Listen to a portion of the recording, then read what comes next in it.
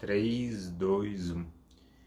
Bom dia, boa tarde, boa noite. Hoje eu tô aqui pra falar de Viúva Negra, mas eu não vou fazer crítica do filme nem nada. Tem aí no Rios quem quiser saber minha opinião sobre o filme. Eu quero falar de uma coisa bem mais interessante, que é os dados que o Disney Plus e a Disney divulgaram sobre Viúva Negra. Por que eu tô falando isso? Porque eu sei que 90% das pessoas, isso eu tô pegando o resultado da enquete que eu fiz aqui no meu perfil do Instagram, falaram que não pagariam para ver o Premier Access, né? Que é aquele serviço que você paga, aqui no Brasil é R$ 79,90 e nos Estados Unidos são US$ 30, né? Para você poder assistir ao filme, enfim, que está estreando nos cinemas, na sua casa.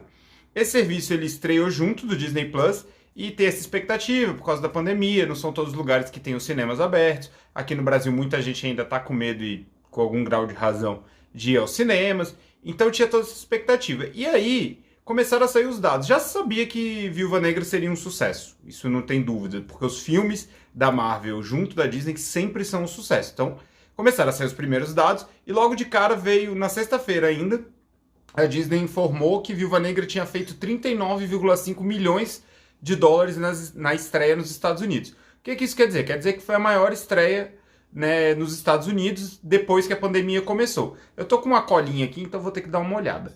Foi no fim de semana todo, foram 80 milhões, não chegou a 80 milhões de dólares, foram 78,9 milhões de dólares também nas bilheterias dos Estados Unidos.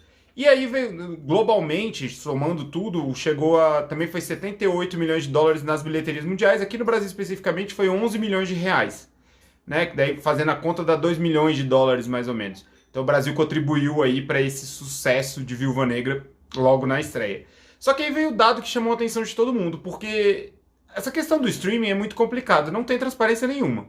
Cada serviço divulga do jeito que quer, quando quer, e assim, ninguém sabe de fato os dados. Mas aí a Disney resolveu fazer uma jogada aí meio diferentona. Segundo a The Hollywood Reporter, essa jogada da Disney tem o potencial de mudar a indústria. E é aqui que eu quero entrar. A Disney divulgou qual foi a receita que ela teve com Viúva Negra só no streaming, só no Disney Plus. E essa receita foi de 60 milhões de dólares.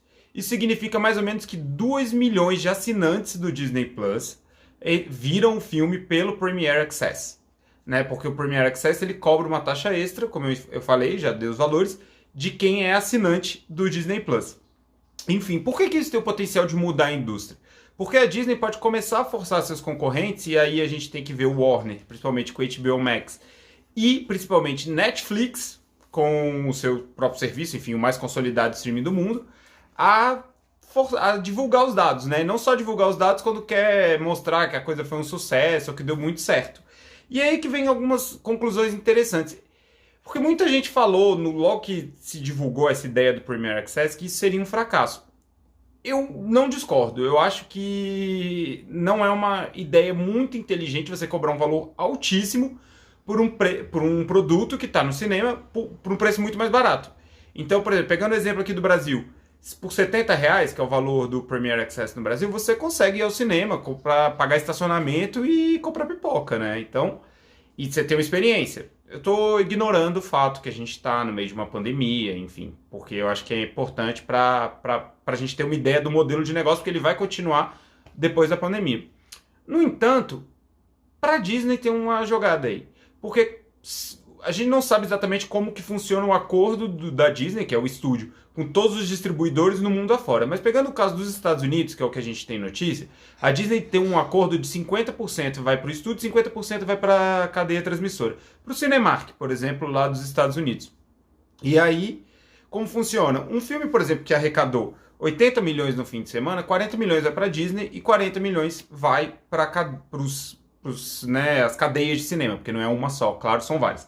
E aí que vem um dado interessante. No Disney Plus, a gente sabe que foram 2 milhões de pessoas que viram, dos 103 milhões de assinantes, e se essa mesma quantidade de pessoas tivesse visto os filmes no cinema, pelo preço do ticket nos Estados Unidos, a Disney ia arrecadar 19 milhões. Ou seja, ela ia arrecadar 1/3 do que ela arrecadou com o Premier Access. Veja que mesmo tendo um número muito inferior de pessoas indo ao cinema, a Disney arrecadaria...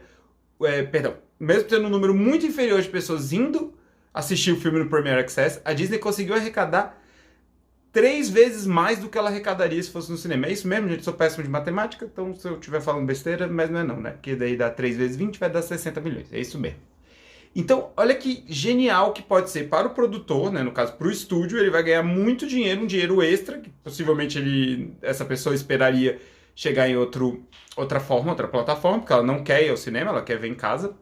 E isso é muito interessante. E aí vem um outro ponto legal, porque mesmo quando tinha o VOD, né, que é o Video On Demand, que você podia usar ele em outras plataformas, né, ver Google Play, até o que seria via YouTube, Apple, né, Apple Music, né, gente, iTunes. Enfim, nessas outras plataformas tinha um acordo de distribuição, agora é direto para Disney. Então esse é o faturamento. E aí vem a pergunta, o Premier Access é bom? Aí é muito pessoal, né? Assim, eu acho o preço muito alto. São $30, né? E aqui no Brasil, R$ 70. Eu acho o preço muito alto. Ainda mais para a realidade brasileira. E se você olhar os números com algum rigor, foram 2 milhões de usuários do Disney Plus que viram Viúva Negra nesses primeiros dias, num universo de 103 milhões de assinantes. Então, assim, é ínfimo a quantidade de pessoas, que reflete até a enquete que eu fiz no meu Instagram, que mostra realmente que é assim, a minoria da minoria da minoria. Mas, ao mesmo tempo, a gente não tem também outra comparação. Qual é a comparação?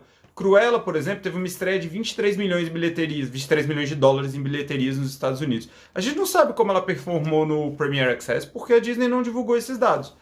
Então, talvez o que eu acho que é interessante nesse momento é a gente saber se a Disney vai seguir divulgando os dados do seu streaming, se as pessoas vão continuar sabendo, para a gente poder fazer uma comparação mais exata se faz sentido a gente falar que o Premier Access deu certo ou não. Nesse primeiro momento, a minha impressão, e veja, impressão, baseado na leitura desses dados, é que é um sistema que vai continuar. Porque mesmo que ele tenha uma taxa de aceitação muito pequena em relação ao global dos usuários, é uma receita muito alta, muito mais alta do que se esse mesmo número de pessoas fossem aos cinemas. Aí vai ter que ter acredito vai ter uma pressão das cadeias de cinema para tentar renegociar valores, né? Porque eles também não querem sair perdendo. Enfim, quis trazer um pouquinho desse universo aí do que aconteceu na estreia de Viúva Negra. E para encerrar, vale falar que sim, existe a expectativa de que até o fim desta semana, hoje é dia 12 de julho, ou seja, até dia 17 de julho, Viúva Negra deve chegar a 100 milhões. Certamente isso vai ser rápido, os 100 milhões. E existe uma expectativa muito grande de que ele consiga se aproximar as projeções das empresas, principalmente as empresas de entretenimento norte-americana, é que ele não vai bater 1 bilhão. Mas isso é uma coisa que é difícil, porque ainda não teve lançamento em alguns países asiáticos, como por exemplo Japão, que tem grande bilheteria, e principalmente China. Então, ao chegar nesses mercados, pode ser que ele consiga uma curva muito ascendente e bata aí 1 bilhão, que seria impressionante, porque seria o primeiro filme mesmo a conseguir 1 bilhão depois da pandemia. Quando eu falo depois da pandemia, depois do começo da pandemia, porque a gente ainda está vivendo a pandemia, não só no Brasil, como nos Estados Unidos também, apesar do pessoal já poder andar sem máscara, a vacinação está muito mais avançada lá, segue, né, precisando usar. Os cinemas seguem em alguns estados funcionando, outros não, capacidades reduzidas, não está tudo liberado. Enfim, gente, é isso. Espero que vocês tenham gostado. Se você gostou, por favor, comenta, dá um like e compartilha. Se compartilhar ajuda bastante aí para essa comunidade crescer. E a gente volta a qualquer momento com mais informações sobre a cultura pop.